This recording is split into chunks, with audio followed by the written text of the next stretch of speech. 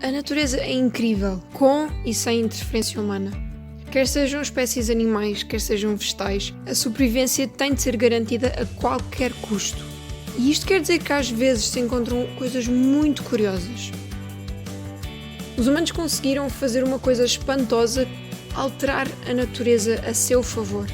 A agricultura foi resultado exatamente disso e é um exemplo bastante evidente. Algo que perceberam foi que nem todas as plantas crescem da mesma forma e que nem todas são plantadas da mesma forma. Por exemplo, algo que perceberam foi que se uma árvore está doente é preciso arrancá-la para não contaminar outras árvores. Mas se ainda tiver um ramo saudável, pode-se tirar esse ramo e deixá-lo crescer noutra árvore. A este processo se chama enxertar e é a razão para se verem árvores de fruto com mais que um tipo de fruta ou várias variedades da mesma fruta, como maçãs de cores diferentes.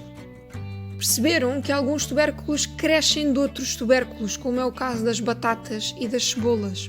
Os humanos perceberam que se pusessem os grelos na terra, cresceriam mais batatas. Se plantassem as raízes das cebolas e dos alhos franceses que se cortam quando estamos a cozinhar, cresceriam novas cebolas e alhos franceses. Da mesma forma, se plantassem aqueles caules que crescem na horizontal em vez de na vertical, chamados estolhos, cresceriam novas plantas.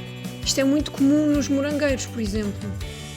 Todos estes métodos de plantação são formas de reprodução assexuada, especificamente a multiplicação vegetativa e a fragmentação. As plantas que crescem com estes métodos são clones, visto não ter havido encontro e combinação de informação genética, ou seja, são iguais à planta de onde vieram.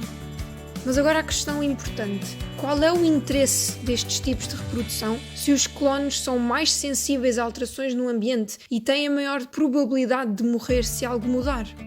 Para os humanos, existem grandes vantagens em usar estes tipos de agricultura. Uma delas pode ser multiplicar o número de alimentos que se consegue obter de uma só planta.